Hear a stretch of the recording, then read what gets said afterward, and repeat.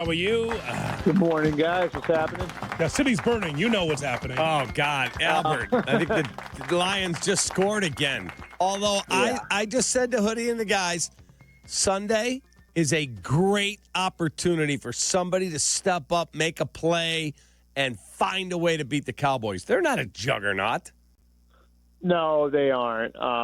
And, I think it's at least interesting to look at the spot the Bears are in, because I think that was I think it was a difficult place and a difficult spot for any team to be in. The Bears are on a short week, and then they're going against a Lions team that suddenly had been questioned in a lot of ways that it hadn't been questioned over the last couple of years, and I think came out with something to prove. And yeah, you wound up on the wrong end of that. But I don't. I also don't think anybody who was reasonable about this thought it was going to happen overnight, for Ben Johnson with the Bears. And so I think you chalk it up to, one of those things that's, like one of those, bumps that you have when you've got a new coach. And now we'll see where it goes in week 3. Chicago, the one thing I could say about Dallas, to their credit, they've been very plucky and very tough in their first 2 games against Philly, and then obviously last week against the Giants. So it's not a juggernaut. You're right about that, Cap, but it's a good team that's going to make you earn everything. I think that's probably the hallmark of where they're at after 2 weeks.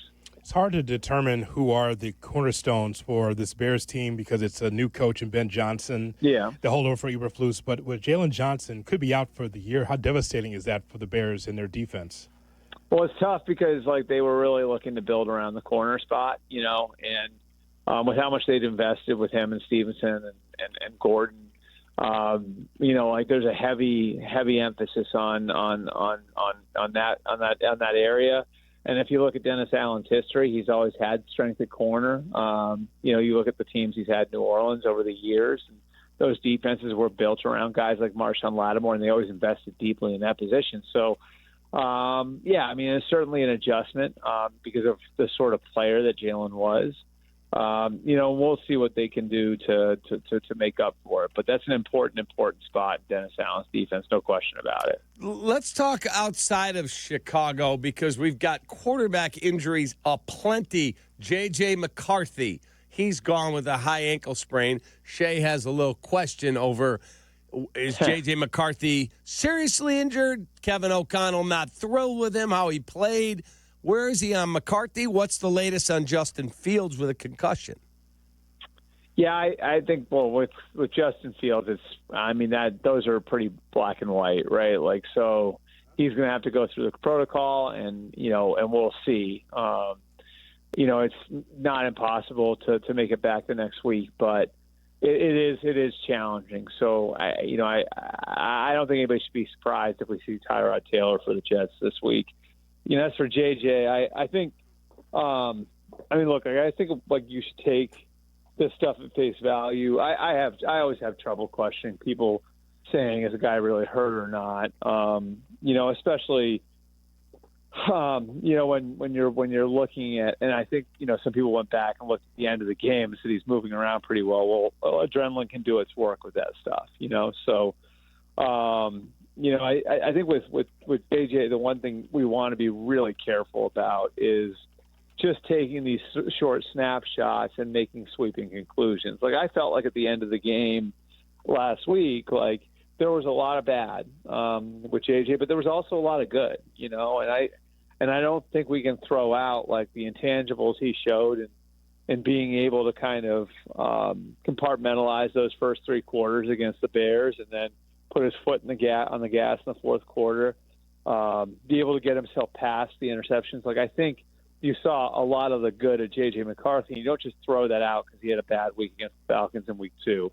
Developmentally, he's still a rookie, right? He lost a lot of the on-field time last year. He even lost some of the classroom time at points last year because of his rehab. So it's 1 week. It's, against a defensive coach that knows your coach very, very well. Raheem and Kevin O'Connell, of course, work together with the Rams.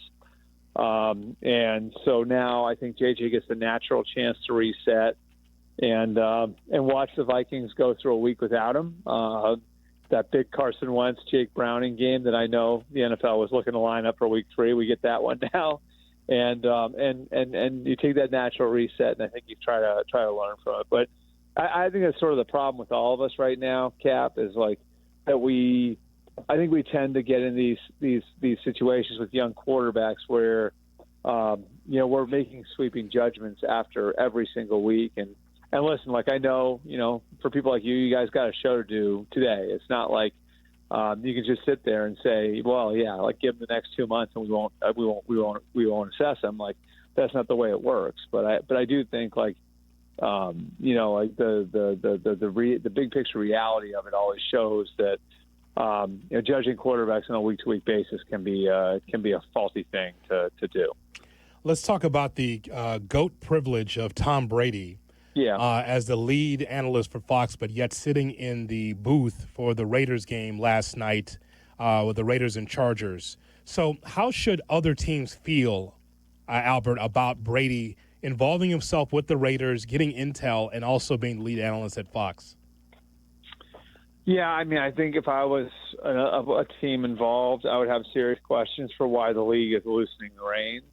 I mean, there's the first thing where they're allowing it to happen in the first place, but they had some special rules for him, and now they're loosening the rules where he's allowed in production meetings. And there's the obvious immediate conflicts here, right? So he called the Commanders-Giants game in Week 1. Well, the Raiders play the Commanders this week, 2 weeks later. And then you guys got the situation in Chicago there, right? Like he's calling Cowboys-Bears on Sunday, and then the Bears play the Raiders the week after that. So, certainly I think there's reason to be concerned when you turn on your TV on Monday night and you see him in the coach's booth, And I can tell you for a fact that he is involved in the Raiders, Now it's not like a day-to-day executive, but like he's certainly communicating with all of those guys, So, and then there's like, but I also there's like a bigger picture element to this too, which is like, I remember talking to John Lynch about this, right? Like, and John Lynch, and it was far less nefarious with John Lynch. Like he was a Fox commentator for however many years. He was on Kevin Burkhardt's team there. And then he went, from there to becoming the Niners general manager. And I remember talking to him about all the stuff that he learned in those production meetings and what he was able to kind of glean in the way different teams are built and the information he was able to gather on individual players that was really valuable when he became the Niners GM. Well, now that's happening in real time. And that's the bigger picture part of this that I think people are missing. It's like, how great would it be if you were an executive for a team to be able to get to know players on other teams that might become free agents, that might become trade targets? How great would it be to get to know some coaches that you might want to poach, in the off season, you might want to make part of your team? He's getting all this insight that the other 31 teams aren't getting, that can help you competitively in the off season, the way you build a front office or a coaching staff or a roster. And I think all of that is, I think it just kind of illustrates the slippery slope that all of this creates. But the reason the league doesn't want to do it is they want to make their games feel as big as possible. And part of making a game feel as big as possible is the broadcast team. And there's no bigger name to put on a broadcast team than Tom Brady. So the NFL is operating in its own self-interest here as well. Have a wonderful day. Bet the Bears. I think we take them. All right. Thanks, guys. Have a good one. Enjoy the game on Sunday.